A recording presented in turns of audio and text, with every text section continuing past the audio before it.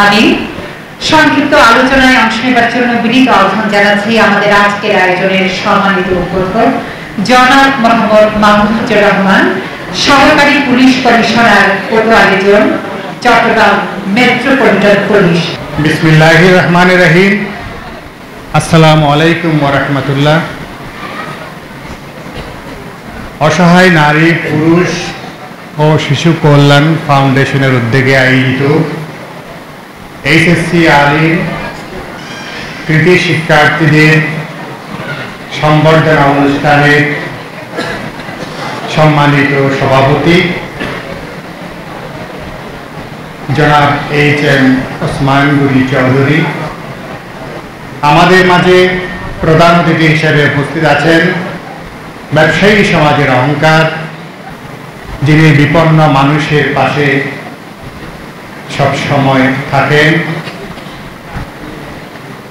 বাসা গ্রুপের সম্মানিত চেয়ারম্যান এবং সিও আলহাজ আবুল বশর আবু সাহেব, আমার শ্রদ্ধেয় মামা।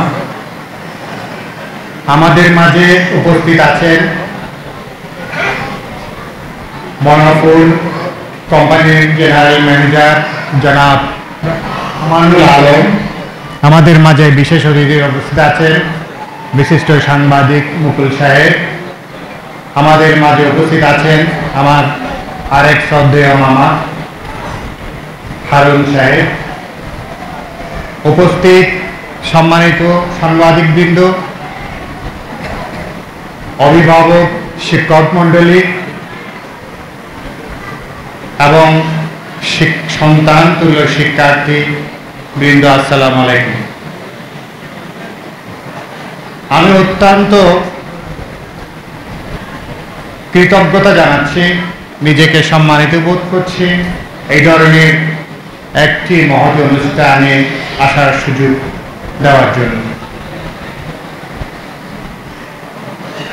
আজকে এই অনুষ্ঠানের যিনি সভাপতি মহোদয় আছেন, সারা দেশব্যাপী এই সংগঠন উনি গড়ে তুলেছেন।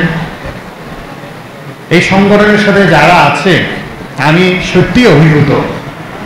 এই ধরনের একটা সংগঠন যেভাবে কাজ করছে, আমরা যারা এখানে উপস্থিত হয়েছি, আমি তাদেরকে অনুরোধ জানাবো তাদেরকে একটা করতালি দেওয়ার জন্য এবং তাদের জন্য দোয়া করার জন্য। আমি সেই সাথে অঙ্গীকার করছি, আমি যতদিন বেঁচে আছি আপনাদের সাথে থাকবো ইনশাআল্লাহ।